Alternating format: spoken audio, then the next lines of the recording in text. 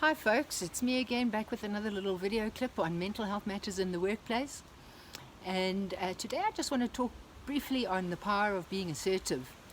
As many of you will know, assertiveness is a style of communication, and it's part of a continuum where at the one end you've got your passive communicator and at the other end you've got your aggressive communicator, and with the assertive one being in between.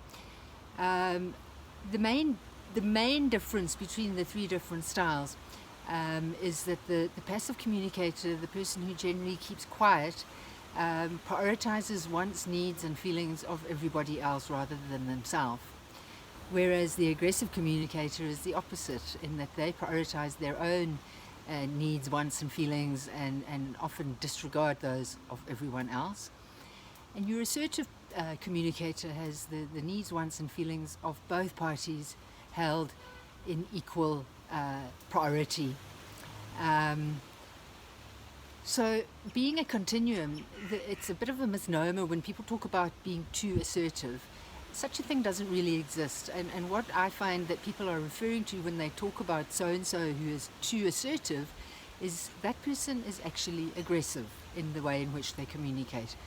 And at the opposite end of the continuum, when people talk about so-and-so being not assertive enough, they're referring to someone who is a passive communicator, a person who just doesn't actually speak up.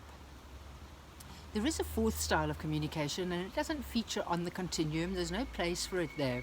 So it's a separate style altogether, and it's the style of passive aggressiveness.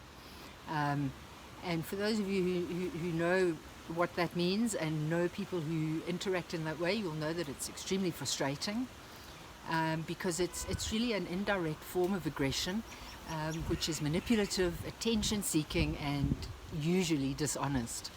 A few examples of passive aggressiveness are sulking, stubbornness, backbiting, and temper tantrums. Okay. So then why do I call it the power of being assertive? And the reason I call it this, and it's the title for my webinar and workshop that I facilitate on this topic, is that what happens when you're assertive is that you get what you want, you have your needs and your wants and satisfied, and at the same time you get respect from those around you, and you're quite often well liked as well.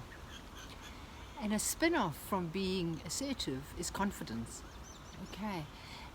When you interact assertively with people, you automatically become more confident. Okay. And the opposite is also true. As you become more confident, it's easier to be more assertive. So it is the most powerful way of communicating. And if you want to know more about it, as I said, I run webinars and workshops on the topic. But for now, that's just really a little introduction into the power of being assertive. Okay, look forward to seeing you next time. Bye.